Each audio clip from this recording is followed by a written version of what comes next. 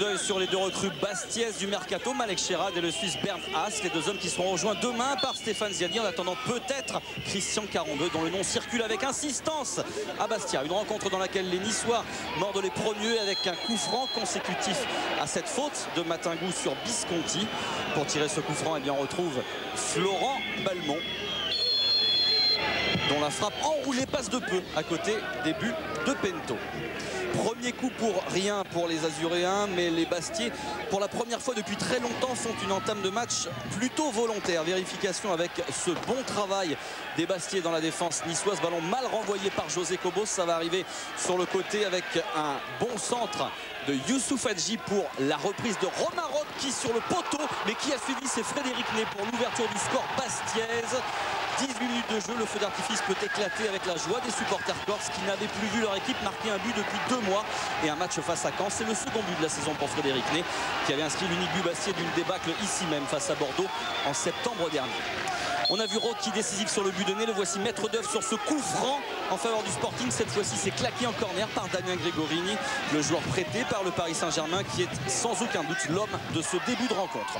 On ne voit que du bleu ce soir à Fouriani, avec les attaquants bastiais qui se mettent en évidence. Autour maintenant de Youssouf Hadji de s'infiltrer pour une reprise de Ben Saada, mais encore une fois, il y a Gregorini sur la trajectoire de ce ballon dévié par Sami Traoré. On n'a pour ainsi dire pas vu Nice dans cette première période, et la dernière offensive est bastiaise avec Rocky qui sert Frédéric Ney, dont la frappe passe au-dessus des buts niçois. En tout cas, c'est une équipe bastiaise transfigurée que les supporters corses ont vu en première mi-temps, comme le confirme Romain Rocky. À mon avis, ça faisait 2 matchs où on montrait en première mi-temps qu'on avait envie de changer les choses et on n'arrivait pas à concrétiser ses efforts. Là, on est arrivé à marquer d'entrée et de suite, ça nous a soulagés. Et on a pu jouer déjà plus relâché. C'est ça qui nous manquait depuis à peu près 2-3 matchs. La seconde période débute comme la première, avec des Niçois qui tirent les premiers. Sébastien Roudet qui va prendre sa chance. Mais encore une fois, ça passe à côté. Début de Pento.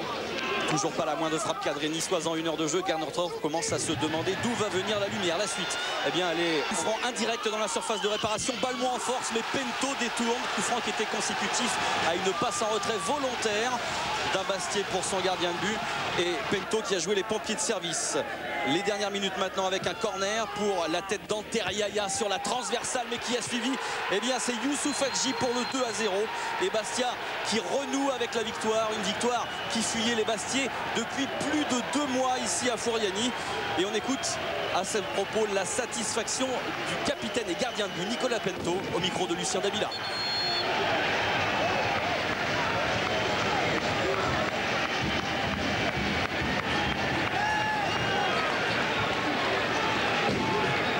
On avait retrouvé un peu de sérénité défensive quand même, hein. On a pris 2 buts en 4 matchs, je crois. Donc on avait retrouvé ça. Maintenant il fallait un peu plus d'allant offensif. On a eu la chance ce soir de marquer, ce qui nous avait fui pendant un certain temps, et ça fait plaisir, mais on sent qu'il y a eu une nouvelle envie de sauver le club et d'aller jusqu'au bout, donc c'est ça qui est intéressant. Juste un petit mot sur le comportement aussi des supporters qui ce soir étaient présents, vous ont encouragé tout au long de la partie, ça a dû vous faire du bien. Oui, ça nous a fait du bien, c'est toujours plus facile de jouer dans un stade qui vous pousse, et donc il faut que ça continue dans ce sens-là, mais c'est nous qui devons les porter au départ. On a vu qu'on était des présents dès le début, et eux ont suivi, donc il faut continuer dans ce sens-là. Bravo. Merci. Ça bouge à Bastia, ça bouge sur le terrain, ça bouge dans les tribunes, puis ça bouge en coulisses, vous l'avez entendu, avec un mercato actif. 3 recrues ce soir, ambiance festive. C'est rare dans le vestiaire bastiais pour le 5e succès des Corses cette saison. Souriante et détendue cette ambiance. Allez,